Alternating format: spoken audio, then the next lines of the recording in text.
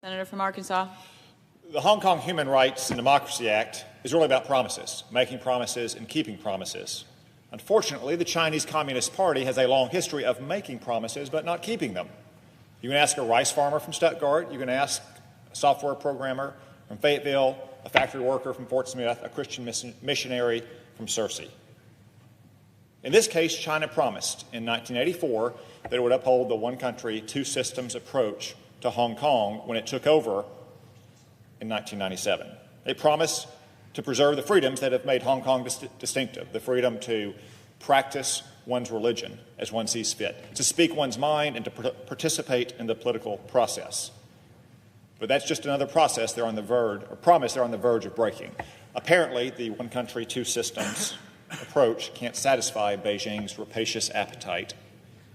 They look and covet at Hong Kong's wealth, and they fear and loathe its freedom, which stands in shining contrast to the Orwellian oppression on the mainland.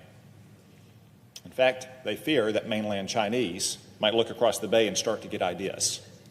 So the Chinese Communist Party has been breaking its promises to Hong Kong and to the world, waging a brutal campaign to absorb Hong Kong into its dystopian high-tech dictatorship. Hong Kongers are bravely resisting in the face of this kind of escalating violence. In recent days, Hong Kong security forces have shot a protester in the stomach. They've trapped hundreds of students in a university using rubber bullets and tear gas on them. And they've threatened them with mass arrest. Beijing's propagandists have been hinting that even harsher measures are on the way. An article in the party-controlled China Daily argues that Beijing must accelerate Hong Kong's integration with the mainland and then re-educate Hong Kongers just like they were doing on a mass scale to 1 million Uyghurs in concentration camps in Xinjiang. So I said this in the summer when the protests started. Let me say it again. It would be a grave mistake of historic proportion, surpassing the massacre of Tiananmen Square, if Beijing were to impose martial law, occupy, or otherwise crack down on Hong Kong. But the Hong Kong Human Rights and Democracy Act is about more than China making and breaking promises.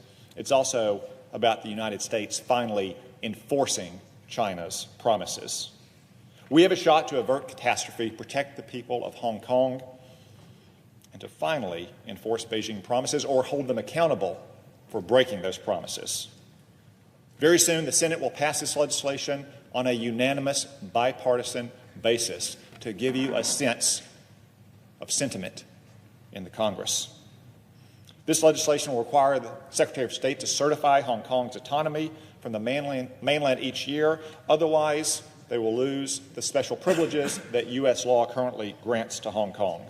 The bill will freeze the assets and travel of officials who are responsible for abducting Hong Kongers, like the journalists and booksellers who have been vanishing without a trace since 2017. And it will ensure that pro-democracy protesters can get visas to the United States despite their specious arrests. But if the Chinese Communist Party will simply pull back from the brink, if they will keep their promises, if they will respect the one country, two system approach, none of that will happen. So Beijing has a promise. Keep its promises or give Americans and the world one more reason to treat China like an outlaw regime. So choose wisely, Mr. General Secretary Xi.